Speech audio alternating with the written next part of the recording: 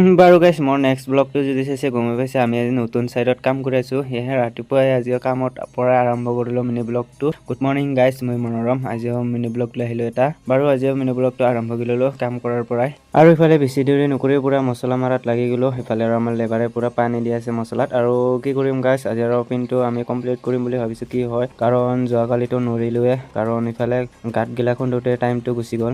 বাৰু গাইছ এতিয়া আৰু দুপৰীয়া 1টাই বাজিলে, ভাত খাব টাইম হ'ল। ভাতকেইটা খাই ললো, কিন্তু আজিও কমপ্লিট কৰিব নোৱাৰিমে চাগে। ইফালে আৰু আজিও গাঁত খুন্দোতে টাইম যাব লাগিছে। আৰু ইফালে লিংটাৰটো ঢলা কমপ্লিট হৈছে বাৰু। আৰু ইফালে গাঁঠিম বুলি ভাবিছিলো, কিন্তু ইফালে আৰু আজি বতৰটো খুব একদম বেয়া। বাৰু ইফালে আৰু নৰিলো আজি কামটো কমপ্লিট কৰিবৰ কাৰণে। ইফালে ঘৰত আহোঁতে মাছৰুম আৰু অলপ মিক্সাৰ লৈ আহিছিলো, তাকে ডাইৰেক্ট লৈ আহিলো পাকঘৰত থৈ দিওঁ বুলি। দোকানত দেখা পাই লৈ আহিলো গাইছ, আজি মাছৰুম খাই চাম ৰ বুলি কিনে। আৰু ইফালে বাহিৰত আমাৰ ভণ্টি পুৰা তামোল কাটাত ব্যস্ত।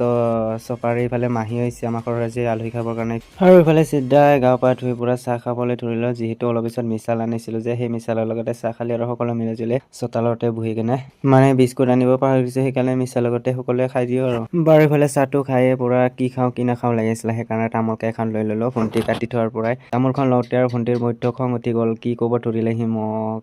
মানে এখন তামোল ল'লে বোলে তাৰ অলপমান বোলে কেজি কমি যাব। নাই দে গাইছ, ধেমালি কৰিছো। আজিলৈ বাৰু মিলি বাৰু গোটেইখিনি আছিলে, কেনেবা কমেণ্ট কৰি জনাব। আজিলৈ আহিছো, বাই বাই গাইছ।